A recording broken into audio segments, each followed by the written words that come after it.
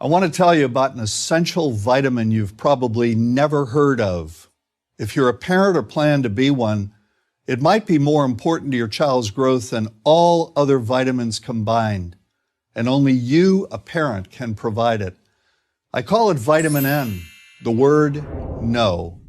More and more children, I find, are suffering from vitamin N deficiency, and they, their parents, and our entire culture are paying the price.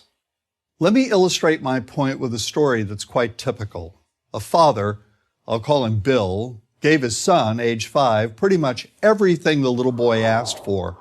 Like most parents, Bill wanted more than anything for his son to be happy, but he wasn't. Instead, he was petulant, moody, and often sullen. He was also having problems getting along with other children. In addition, he was very demanding and rarely, if ever, expressed any appreciation, let alone gratitude, for all the things Bill and his wife were giving him. Was his son depressed, Bill wanted to know? Did he need therapy? His son, I told him, was suffering the predictable ill effects of being overindulged. What he needed was a healthy and steady dose of vitamin N. Overindulgence, a deficiency of vitamin N, leads to its own form of addiction. Receiving of things begins to generate nothing but want for more things. One terrible effect of this is that our children are becoming accustomed to a material standard that's out of kilter with what they can ever hope to achieve as adults.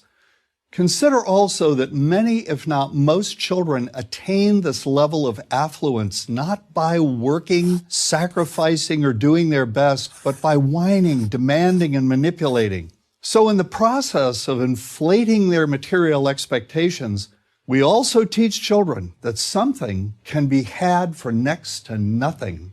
Not only is that a falsehood, it's also one of the most dangerous, destructive attitudes a person can acquire.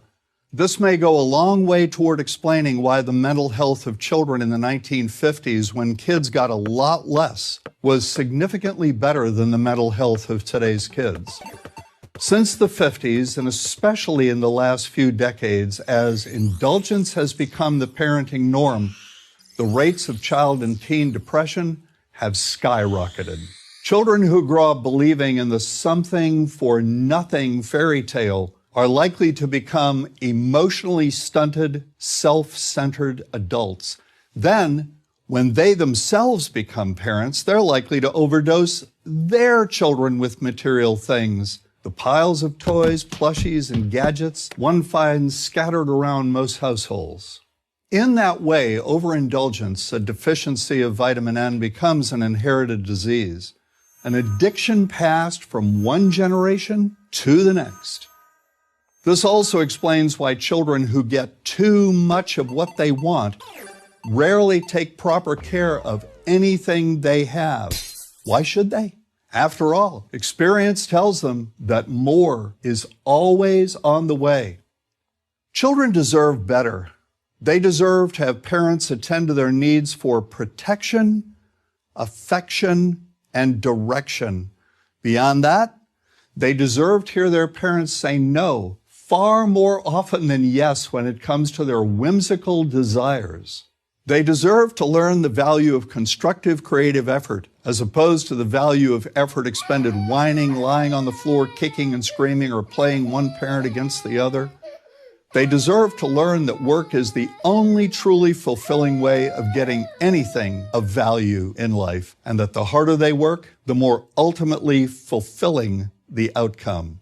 In the process of trying to protect children from frustration, parents have turned reality upside down. A child raised in this topsy-turvy fashion may not have the skills needed to stand on. Here's a simple rule.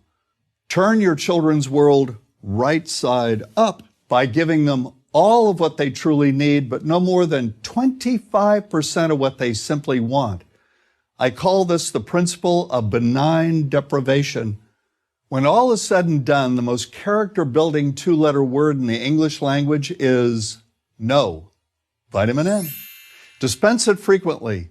You'll be happier in the long run, and so will your child.